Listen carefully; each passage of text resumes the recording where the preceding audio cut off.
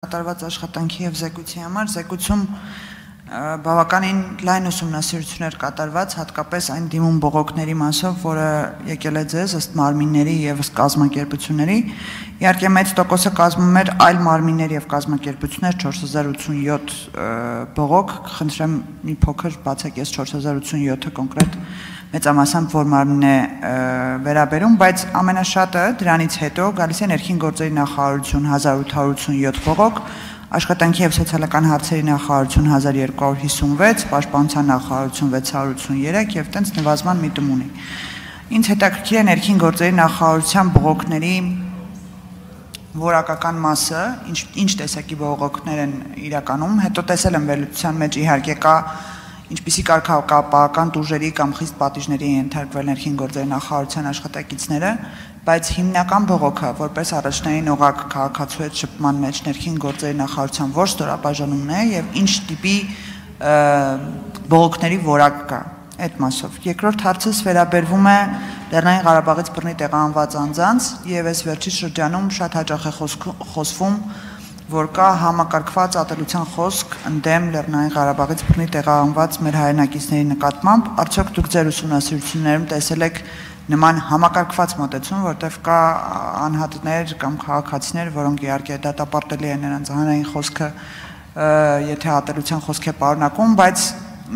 ձեր վերլուծությունները ուր են տարել համակարգված ատելության խոսքի ուղղությամբ Եվ երրորդը տեսել եմ, որ բազմաթիվ այցեր եք եւ հանկարծակի այցեր եք իրականացրել զինվորական ծառայության չաստեր, այսպես ասած, եւ ինչպիսի խնդիրների, մեծամասամբ ինչպիսի խնդիրների եք բախվել, ավելի շատ ինձ հետաքրքիր է ոչ կանոնադրական հարաբերությունների մասով, արդյոք ունեք տեղեկատվություն, ինչ տեղեկատվություն կարող եք մեզ փոխանցել, շնորհակալ եմ։ Շնորհակալ եմ շատ Տիկին Մինասյան, իսկ իրականում ինձ համար հիմա բարդ է լինելու այս բոլոր հարցերին 3 րոպեի շրջանակներում պատասխանելը, որովհետև բոլոր հարցերը շատ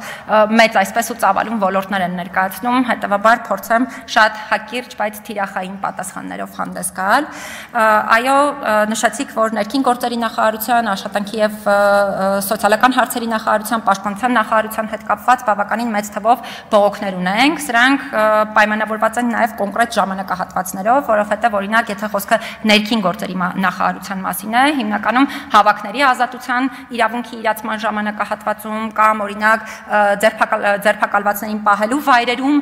վերաբերմունքի եւ այլնի հետ կապված տարատեսակ հարցերի հետ կապված բողոքներ ենք ստանում, դրանք գումարած նաեւ տարատեսակ բողոքներ, երբ անձի նկատմամբ օրինակ վարչական պատասխանատվության միջոցներ են կիրառվում, որոնք վերաբերելի են ներքին գործերի նախարարության համակարգին իրենց կողմից եւ շատ դեպքերում մեզ են դիմում բողոքարկելով նշված ակտերը։ Մենք ըստ էության բացատրում ենք, որ բողոքարկման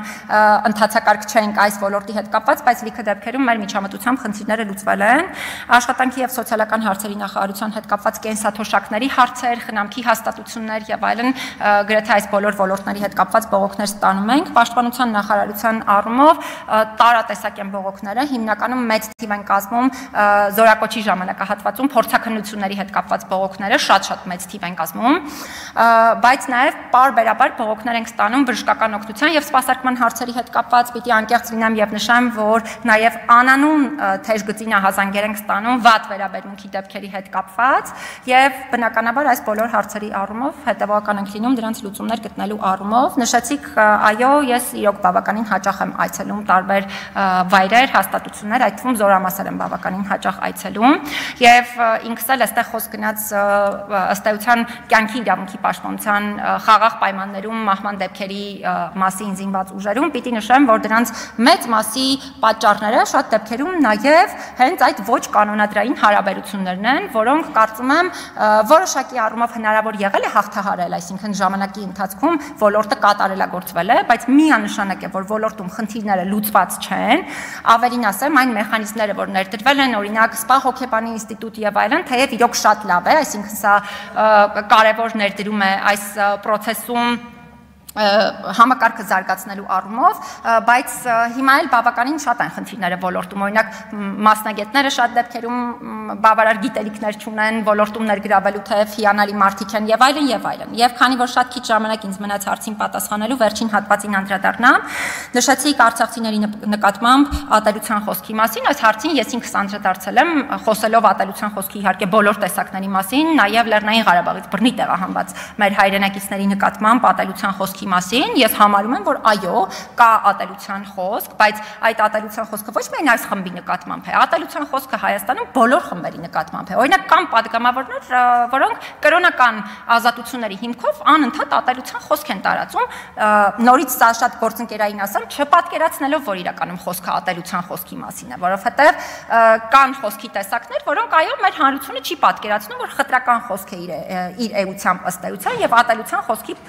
դրսևորում է կամ էթնիկ պատկանելության հիմքով։ Համակարգվածության մասին բնականաբար տեղեկատվություն չեմ կարող հիմա կամ եզրահանգում չեմ կարող անել տեղեկատվություն ներկայացնել, որովհետև առնվազն պետք է համակարգման տարբերակները գտնել, բայց այն որ կա այդ խոսքը, սրա մասին միանշանակ խոսում եմ եւ այն որ դրա դեմ պետք է պայքարել, վստահաբար ասում եմ։ Արձագանք։ Շնորհակալություն։ Շնորհակալություն, ես մի փոքր արձագանք եմ հերթով ոլորտներին, խոսքս ներքին գործերի նախարարության ոլորտային ստորաբաժանումի մասին էր, որից էր ավելի շատ բողոքները, որտեղ ես կարծում եմ այն համակարգը, որ օրինակ զրույց է ներդրվել, օրինակ Պարեկային ինստիտուտը, Պարեկների ինստիտուտը, ես կարծում եմ, որ այնտեղից բողոքները շատ ավելի քիչ պետք է լինեն, քան օրինակ ստորաբաժանումները, որոնք որ բարեփոխումների ընթացքը մի քիչ ավելի դանդաղ են տեղի ունենում, բայց ամենայն դեպս կընկալեմ ձեզնից բարեկայինների հետ կապված բողոքների քանակ ասեք կամ ծավալ ասեք տոկոսային հարաբերությամբ արդյոք մեծ են թե ոչ, թվեր չեմ ուզում, զուտ մեծ են թե ոչ։ Արցախցիների նկատմամբ ատելության խոսքի հետ կապված իհարկե կա, իմ խնդիրը այն էր, որ անընդհատ մեղադրվում է, որ կա համակարգված, ես զուտ հրապարակումների վերլուծությունների արդյունքների ակնկալում, բայց եթե չունեք այդպիսի վերլուծություն, խնդիր չկա։ Եվ երրորդ մասը կխնդրեմ զինվորական ծառայության մեջ գտնվող քաղաքացիներին տեղեկատվություն տալ այս ամբիոնից, ինչպես դիմել ձեզ կամ ինչպես դիմել այն դեպքերում, երբ կա կանոնադրական հարաբերությունների խախտումներ, իհարկե ընթացակարգերը ներքին ինստիտուտներով կան, բայց նաև անանուն մնալու պարագայում շատ հնարավոր է ձեզ դիմումները ավելի շատ լինեն։ Շնորհակալություն։ Շնորհակալ եմ անչափ Տիկին Մինասյան, ըստ էության զինծառայողներին տեղեկատվությունից սկսեմ, կարծում եմ բավականին տեղեկացված են մեր մասին, որովհետև նաև անձամբ ենք այցելում զորամասեր, բայց մի անգամ էլ տամ տեղեկատվությունը, մեր թեժգծի հեռախոսահամարն է 116 ու նորից նշեմ, որ ինչպես նշեցիք, անանուն են շատ դեպքերում, եթե խոսքը վատ վերաբերմունքի դեպքերի մասին է, հիմնականում զինծառայողներից ստանում ենք անանուն տարբերակով բողոքները կամ նրանց հարազատներից եւ շատ լավ է նաև որ նրանք դիտարկում են մեզ որպես այդպիսի մեխանիզմ, անդրադառնալով ներքին գործերի նախարարության ստորաբաժանումների հետ կապված հարցին նշեմ, որ վիճակագրություն ըստ էության մենք չենք վարում ստորաբաժանումների մասով, հա, թե որ ստորաբաժանումներից են ավելի շատ բողոքները, բայց ըստ էության կուզենամ արձանագրել, որ շատ մեծ թիվ են կազմում բողոքները, հատկապես հավաքների ժամանակահատվածում ուժ կիրառելիս, այսինքն ակնհայտ է, որ անհամաչափ ուժի կիրառման եւ այլնի հետ կապված հարցերն են բավականին շատ բարձրացվում, երկրորդը, երբ անձինք ԵՊՎ-ում են գտնվում այդ ժամանակահատվածի առնչությամբ, այսպես ասեմ, հա, նույնիսկ եթե որևէ բան տեղի չի ունեցել, գրեթե բոլոր դեպքերում մեզ ուղղակի զանգահարում են։ Տեղյակ են պահում, որ օրինակ այստեղ են,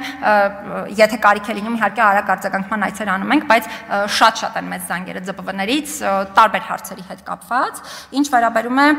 ատելության խոսքի հետ կապված հարցերին, ըստ էության տարբեր մեխանիզմներ կան ատելության խոսքի համակարգվածությունը գնահատելու, եւ այստեղ կուզենամ հատուկ արձանագրել, որ հատկապես կարեւոր է, որպեսզի հանրային գործունեություն իրականացնող անձինք ընդհանրապես չտարածեն խտրական խոսքի որևէ տեսակներ, որովհետև համակարգված է դառնում խտրական խոսքը այն դեպքում, երբ որ հատկապես հանրային գործունեություն իրականացնող անձինք են դա տարածում եւ հատկապես երբ որ օրինակ զանգվածային լրատվության միջոցներն են տարածում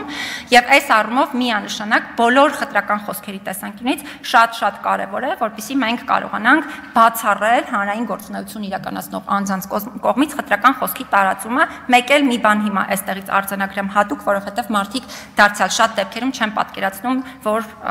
դա խտրական խոսքի տեսակ է, նաև հանրության համար կարևոր տեղեկատվություն կլինի։ Օրինակ, երբ մենք թուրքը օգտագործում ենք որպես վիրավորանք, կամ եզդին, կամ քուրդը, կամ ցանկացած այլ էթնիկ պատկանելություն, սա անմիջապես բացի մեզանից դիտարկում են նաև միջազգային մարմինները եւ օրինակ Եվրոպայի խորհրդի ռասիզմի դեմ կոմիտեն հատուկ արձանագրել է, որ Հայաստանում կա այս հիմքով էթնիկ պատկանելության հիմքով հստակ ատելության խոսք, կամ երբ օրինակ կրոնական ազատությունների հիմքով այնպիսի խոսք են օգտագործում, որը մի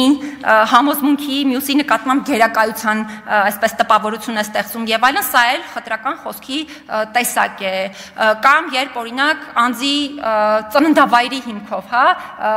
օրինակ, հա, արցախցիների նկատմամբ տարածում են խոսք, որը իր բնույթով խտրական է, ինքը այո, ատելության խոսքի դրսևորում է, հետևաբար նորից կոչ եմ անում բոլորիս, որովհետև այս ատելության խոսքի տեսակները բոլորիս են վերաբերելի։ Հիմա այսպես ասեմ, հա, որ շարքը նայեմ, հաստատ որևէ շարքից ատելության խոսքի մի տեսակ հնչեցնող, գոնե եթե այսպես ասեմ, հա, չգտնեմ էլ շատ մարդիկ, հաստատ կլինի օրինակ մեկը, ով ատելության խոսքի այդ տեսակը գոնե մի անգամ երբևէ հնչեցրել է, սա չի վերաբերում միայն այս լսարանին, սա վերաբերում է գրեթե բոլոր լսարաններին։ Հետևաբար կոչ եմ անում խոսքի այս տեսակներից ընդհանրապես զերծ մնալ։ Շնորհակալ եմ։ Լիլիթ Ստեփանյան։ Շնորհակալություն, Տիկին Մանասյան, շնորհակալ եմ զեկույցի, ինչպես նաև տարեկան հաղորդման համար։ Ուզում եմ նշել, որ